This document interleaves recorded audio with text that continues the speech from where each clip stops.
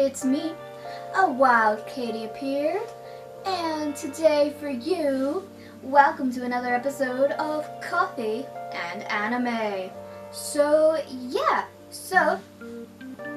Again, we'll be talking about My Hero Academia Season 4, and we're going to be talking about Episode 19. Just again, before I get into this discussion, you might notice if you've been watching these videos, it's a little more brighter than usual.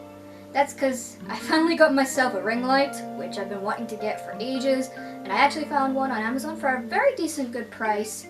So hopefully this works out, and I hope it looks a little better and make my videos look a lot nicer, hopefully. But yes, let's just get into the episode, shall we? So, first one I want to talk about is, last week I made a boo-boo. I kept calling the new villain Gentle Villain, but his actual name is Gentle Criminal. So, whoops, my bad.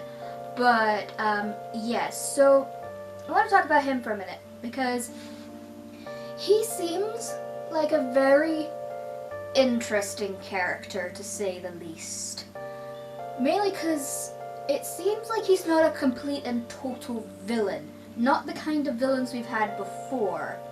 He's sort of like, kind of in that gray area, if you kind of think about it. Of course, he called himself a gentleman thief, which made me just think of Persona 5. You know, Persona 5 The Royal is coming out next month.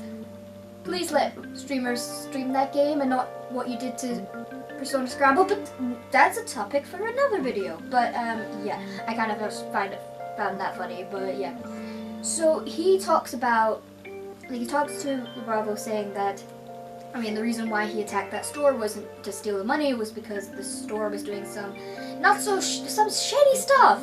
So he decided obviously to attack it and use whatever that weird quirk he has that makes the building go jelly or something. Hopefully we'll get an explanation of what exactly his quirk is, because that'd be great.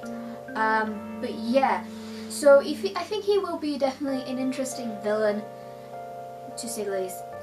Because it's interesting because they talk about that they're going to go to the UA school festival, but it doesn't seem like they're planning on doing anything. I think they're just gonna sneak in just to prove that they can get into this sort of thing and like prove to the rest of the villains that they're just as good.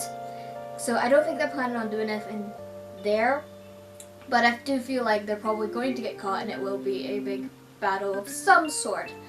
So it would definitely be interesting. I kind of really like Gentle Criminal so far, because he has a very interesting setup to himself. I like characters, like villains who aren't exactly villains, if that makes any sense.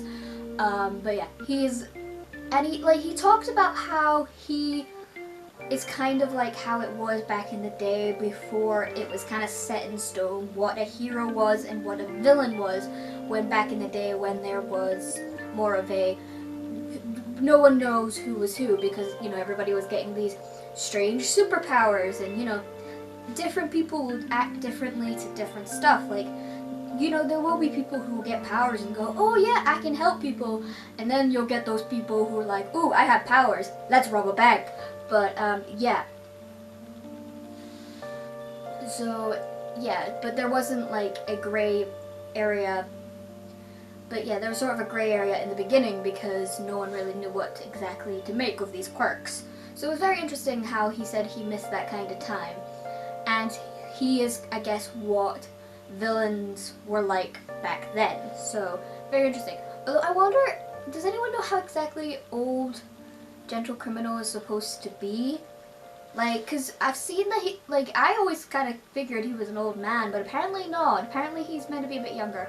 I don't want to look up the age, because last time I looked up something on a character, I got spoiled. So, I don't know, maybe if something out, like when the big thing happens with him, and then I'll look out what his age is. But, yeah. So, after all the stuff with Gentle Criminal and Lavava, we obviously go back to UA, and it seems like they are setting everything up, and pretty much the band is set at this point.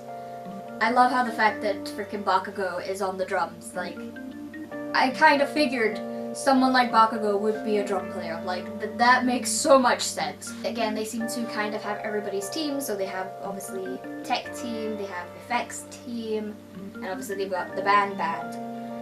And I think, if I remember correctly, Todoroki is in the effects team, so is Kirishima, and Ayamo is a disco ball. Which again is like, at first he seems really annoyed by it, but then he's like, I'm a disco ball. I'm happy with that, yes. So yeah, Ayama, he's amazing. I'm starting to really like his character, that we've got a little more on him. But yes, I just love how he's just like, yes, I'm a disco ball. I'm good with that. I'll do that. But yeah. And then obviously, when they're all thinking of, okay, someone needs to sing, and Kirishima goes to sing, he's like, I don't play any instruments, but I can sing, and then not so good. But then they get Juro to sing, which I kind of figured Juro was going to be the singer of the band. Just figured, obviously, from the opening. And obviously they get her to sing, and obviously her voice sounds amazing.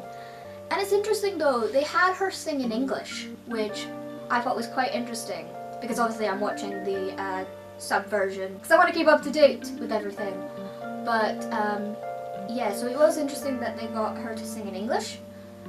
And it was very beautiful sounding, and I love like how everything was gold in the background, and everyone was just pure amazed by her voice. Although it still makes me kind of think, because she was singing in English, they might have been like, it sounds really pretty, but I have no idea what the fuck she's saying. Which is me whenever I listen to some really good J-pop or K-pop, but that's besides the point. But yeah. Although before, like when they're setting everything up, when they're just outside talking about what they're doing for the festival, we overhear one of the other classes, which I think is one of the support classes, talking about how, oh, the hero course class 1A are putting on a show for us, blah blah blah, and like, cause they believe it's kind of like they're being attention seeking or so, I don't know. And it was kind of like really mean, like they're just like, oh, they get everything happen to them, you know, villains attack and they get so popular, and I'm like, they didn't ask for this. Like, they didn't ask to be attacked by villains like nearly on a daily basis. Like, they didn't ask for this, but unfortunately they get thrown in these situations where they have to fight villains and basically fight for their lives. But yeah, although what I took from that, because Bakugo is the one that overhears what the support student is saying, and it actually shows a real amount of growth with Bakugo, because we all know if that was Bakugo season 1 or 2, he would have went straight over to that person and like yelled in their face and went and, you know, told them where to go. But no, he didn't. He just was like, okay, whatever. And he kind of just realized it's like, because again, the whole thing is he blames himself for the whole thing that happened at summer camp, because obviously he got kidnapped, and then All Might went to go save him, and obviously, of course, All Might can't really use his quirk anymore. So it shows a lot of growth when it comes to Bakugo, and I love that. And I love that he just comes in and, you know, and he joins in and goes, yeah, I can play the drums. Because again, I think if he was asked like earlier in a season, he would be like, no damn way, extras. But yeah. So I really like that, and I think people who say that Bakugo hasn't grown clearly is not paying attention to the anime whatsoever. Because I will admit, first season and second season, I didn't know how to feel about Bakugo. I couldn't understand why people liked him. I kind of like got some gist of it, and I'm like, okay, I kind of get it, but then I'm like, I don't know. I don't know why he's like this popular character, but now I get it. I do definitely get it. And he does deserve all the love in the world, and I can definitely see him grow to be a much better person. Right, lastly, I kind of want to talk about is Deku and All Might's talk and their sort of training session they have. So basically, Deku goes to All Might and is basically like, I'm kind of stuck. I don't know what to do. I'm still struggling on trying to use more of my power without, you know, breaking my bones. You know, I want to try and be as powerful as you, so that doesn't happen, because again, I want to help people and protect people, but I'm still stuck. And again, I can't use 100% of my power without, you know, help with, you know, Eri. And of course, he doesn't want to put Eri through that again, like putting her through that so that he can use 100%, because again, Deku's not that type of person, and he wouldn't want to put her through that, unless maybe one day she completely controls her powers. But yeah, so he talks about that, and he's like, okay, I need to find a way to try and use it. And then All Might is like, you know what? All right, Deku, you want to learn how to do this? Let's go outside. And obviously, they go outside, and All Might kind of teaches him a way to actually use his power, but not kind of like, he gets him to use his power kind of to sort of not break his bones, and in a way use like 20% of his power, which is good. And I really like that. I love the fact that, you know, there's still that relationship with obviously Deku and All Might, you know, the student and the teacher kind of relationship they have. To me, I just really like it, because I do like that kind of, you know, teacher-student sort of friendship that they have. And, you know, they're working through it, and they help each other whenever they can, and I really, really like that. And I like that Deku still goes to All Might for help, because of course you want help from the person who previously had your quirk, because duh, that makes sense. And yeah, and I really, really like that. And my whole thing was, when I first saw the series, I thought All Might might have died early on, because sometimes they usually like to kill like the teacher or mentor character, because they love to do that and stuff. But I'm glad they kept All Might around. Again, I'm not caught up with the manga, so I have no idea if All Might is still around. I hope he is. Like, I like to think that this man is still around helping everyone. I really, really hope so. Because yes, I want him to see Deku become the #1 hero, because yes. But yeah, I really, really liked that whole interaction with them.